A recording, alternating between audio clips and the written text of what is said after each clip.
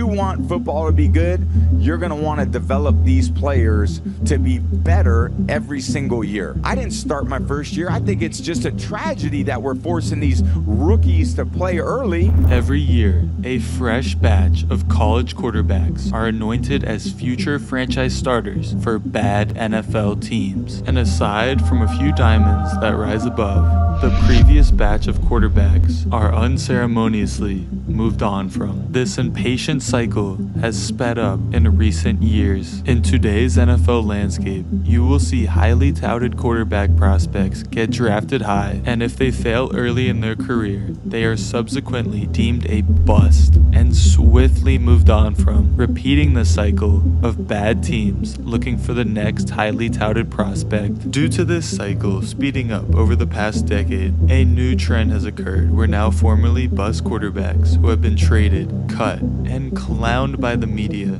have now turned around their careers and are some of the best quarterbacks in the league today. The folks you said had written you off maybe? What do you say to them? Yeah, they wrote me off. I ain't right back though. That's the problem. I ain't right back. Let's go. In today's video, we are going to be discussing how teams across the league are continually setting up their quarterbacks to fail, with the first reason being teams just being desperate and overdrafting quarterback prospects because of pressure from their owner, from the media, from their fan base. It's like going to the grocery store hungry. You're gonna choose the wrong things, you're gonna value the wrong things, and ultimately make the wrong decision. The perfect example of this is none other than the legend himself, Daniel Jones. Somebody really saw his tape in college, and the fact that in his best season he had only thrown for 2,691 yards, and was like, yeah, let's take this guy 6th overall. Like, what? That is none other than just pure desperation at that point. The Giants were coming off of a season with Eli Manning preparing to retire, and they were desperate. So what did they do? They drafted the most Eli Manning clone there ever was. I mean, these guys could be twins. If Eli Manning had a movie, Daniel Jones would be the actor to play him. And as we all know, Daniel Jones was a massive bust, as he was underperforming his entire rookie contract, and then the Giants were once again desperate and gave Daniel Jones a massive extension, and 2 years into it, they cut him mid-season, and here we are today. The Giants are desperate for another franchise quarterback. You know that one friend you have who just every time he gets in a relationship, it just seems to end terribly? Like, I'm talking somebody's car is getting keyed, somebody might be getting stabbed. When they're together, it sounds like a WWE SmackDown, right? And you're like thinking about it. It's like, man, why does my guy keep getting screwed over? Like, why does every time he gets in a relationship, it doesn't work out? And then you start thinking about it. You're like, he's the problem. My friend is the problem. And the NFL is no different. There are certain NFL franchises who are the problem.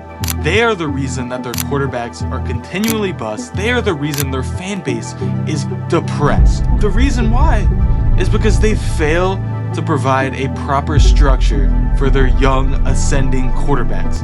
What do I mean by that? Most times, they have multiple coaches. They do not have continuity, whether it's the OC or the actual head coach, routinely moved on from. They can't build in a scheme. They're constantly switching around. Next, they are not surrounded by weapons. Like, they have no tight ends, no wide receivers, and their running backs look like they have cinder blocks for feet. They move like a snail. And then most importantly, their O-line is horrible. It is the definition of Swiss cheese. The interior rushers, the edge rushers are going through them holes, and they're destroying the quarterback and also their dignity on live television every Sunday. All right, we're gonna play a little game here. I'm gonna describe a quarterback situation a rookie quarterback was found in, and I want you guys to guess how it went. And if you know who the quarterback I'm talking about, just comment it, man. Head coach, Adam Gase. Running back, Bilal Powell. Wide receiver, Robbie Chosen. Who dat bear? Wide receiver 2, Quincy Enunwa. Tight end, Chris Herndon. And the 29th ranked O-line. And I want you guys to think, how did this team do Did they do well? Yeah, this was Sam Darnold. No wonder this guy was seeing ghosts. This is exactly what I'm talking about. They threw a 21-year-old rookie into this dumpster fire of a situation. And what were they expecting? What is Adam Gase up to these days?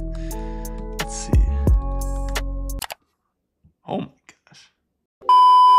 The final reason the NFL is failing rookie quarterbacks is teams are continually forcing them to start before they're ready. Take Anthony Richardson as a prime example, a highly touted, high upside quarterback whose potential was seen as limitless. Despite him being an incredibly raw prospect with only 13 college starts to his name, the Colts handed him the starting job right out of the gate in his rookie season. Fast forward to now, and Richardson's career has been underwhelming. As he enters his third season, he's already being widely labeled a bust. But here's the thing. This outcome wasn't inevitable. If the Colts had prioritized his development by sitting him during his rookie season, the narrative could be entirely different. They could have had a fully developed Richardson on the verge of becoming their franchise quarterback. Instead, Anthony being thrown in as the starter has fostered bad habits, shattered his confidence, and left the team in a worse situation. Look no further than the Packers, the epitome of sitting your quarterbacks and letting them develop. There is a reason they have only had 3 quarterbacks over the past 30 years. They let them develop. To conclude this video, just because your rookie quarterback is considered a bust does not mean it's over. There are countless examples of former bust quarterbacks turning it around, and hey, if this video gets more than 6 likes, This guy's an idiot. He's not getting 6 likes. I will personally make a video rebuilding whatever rookie quarterback you want me to do.